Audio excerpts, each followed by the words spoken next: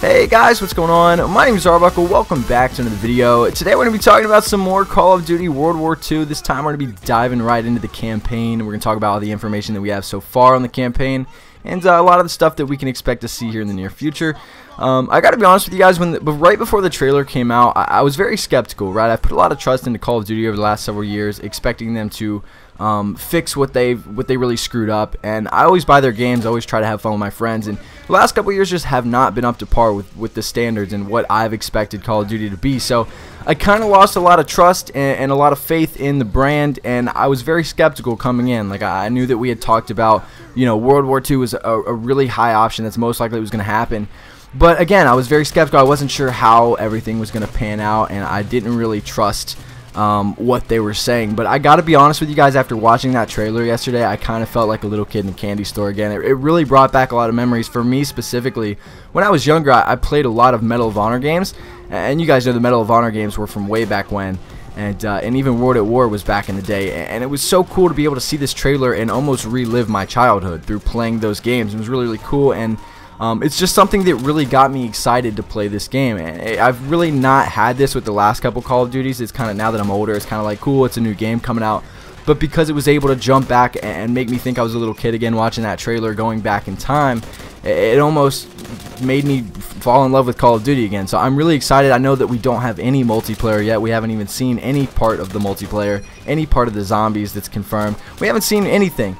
But I'll be honest, like, my hopes are high, and I'm really excited to see what they come out with. So I don't want to talk too much about my opinion. I want to talk about a little bit of the campaign that we've seen so far. So the first thing is, the description of Call of Duty World War II's campaign is players will play as Ronald Red Daniels, a 19-year-old from Texas. He's not a trained soldier, just a regular kid from Texas who traveled to Europe, was given a weapon and told to fight, which I think is really, really cool. The storyline is going to be really interesting because it's just the average Joe, right? Just the guy that got pulled into war, has no experience, and this kid's 19 years old. There's I don't want to say most of the people, but a ton of the people that play Call of Duty are in their teens, and a lot of them are 19. I'm 20.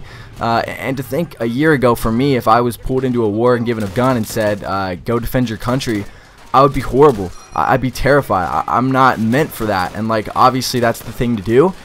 Putting yourself out there in an environment like that at 19 is insane, so I think it's going to be cool to live that through the game. One thing that I thought was really interesting that they talked about is that health does not auto-regenerate in this campaign. You have to call for a medic in the game, which I think is really innovative, really cool. You know, guys, Call of Duty is always talking about being innovative, and we're always interested to see how they're going to do that by adding like more jetpacks and stuff. But this time, because we're going back, they got to find new ways to do that, and by doing something like this, where the health doesn't regenerate, that you actually have to find a medic, I think will make it a little more interesting and a little bit more realistic. I think there's probably going to be a super easy mode. You guys know how there's normally like easy, normal, like hard, and then like hardcore or whatever they have. I'm sure there'll be some sort of variant with the campaign where you don't have to do that. I'm not sure, maybe not. I'm thinking this might be the highest, like, veteran. But regardless, it's a really cool idea to be able to play the game like that, because we've never played Call of Duty like that before. If you guys ever played like hardcore search and destroy, you don't regain health, so you have to adapt to not having any health. If you get hit with one bullet, you're literally gonna die. So I think that's cool. And one of the things that they actually said is that there's no way to pick up ammo. If you run out, you have to ask your squad members for more magazines, because every bullet counts. And I think that's really cool as well. This is something more innovative that they've added to the game, something to make it a little bit more realistic. Glenn Schofield actually said in an interview, he said, "You have to worry about every bullet. You're not the superhero. You can't just stand there taking 7 bullets, ducking, and shooting again.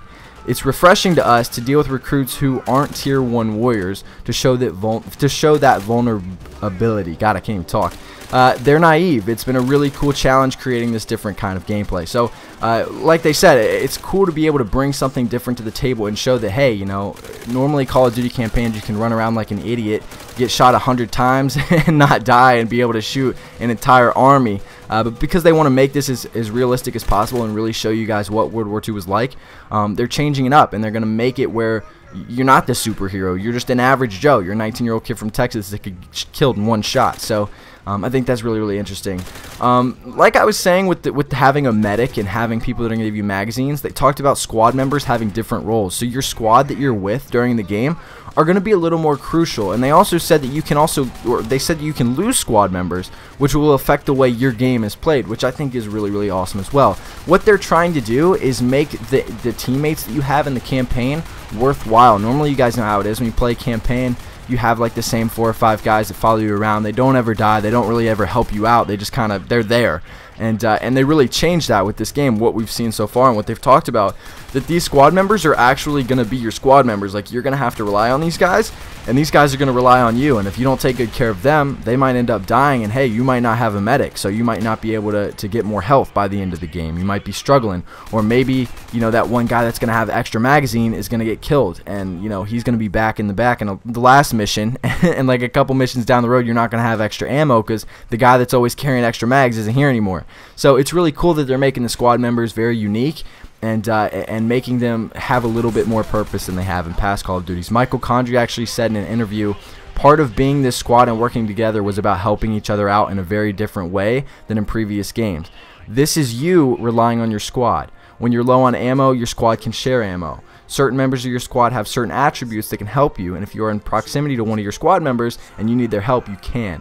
He said it's an active ability, which I think is really, really awesome. It's really cool that they're innovating the game in ways like that instead of adding more jetpacks or being able to jump higher and doing things like that, like the movement system. They're really just adding more things to make this game feel a little bit more realistic. Now, they actually teased 2 different campaign missions that are going to be available, and I'm sure they did this just to get people's attention. The first one is Hergen Forest. I know I'm saying that wrong, and I feel terrible because this is probably a very important thing in the past, but Hergen Forest is the way I'm going to say it. The mission is stated as an old-growth forest on the German border where Allied forces engage in devastating encounters. In the heat of the battle, the German army uses tree burst bombs that detonate at treetop level, showering soldiers with wooden shrapnel. When your unit is zeroed in on by hostile artillery, the forest explodes around you as debris rains down. So I think this is cool. This is going to be one of those escape missions where you're basically screwed. You're caught in an ambush. You have trees falling, and there's artillery coming down, and it's basically bounce. So I think that'll be a pretty cool mission. One of the main ones that they obviously wanted to tease for us. And the second and final mission that they teased is probably one of the most popular in World War II history, and that's Normandy. The description is from inside a Higgins landing boat. Your squad will storm Omaha Beach in a visceral audio-visual experience unlike any D-Day landing experience in a game to date.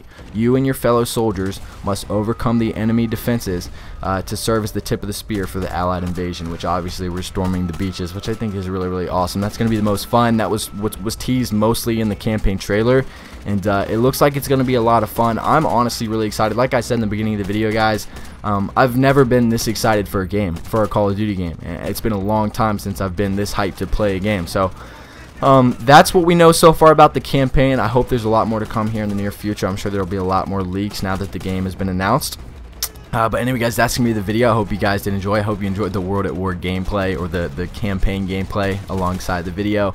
I do have another channel. If you guys are still listening and you guys want to check that out, I do vlog-esque videos. I try to be like a comedian. It's really dumb. But if you want to check it out, I'll leave a link to in the description down below. Please go check that out. We're almost at 100 subscribers. Again, I really do appreciate you guys. I hope you guys did enjoy the video. Make sure to subscribe if you haven't already, and I'll see you guys in the next video.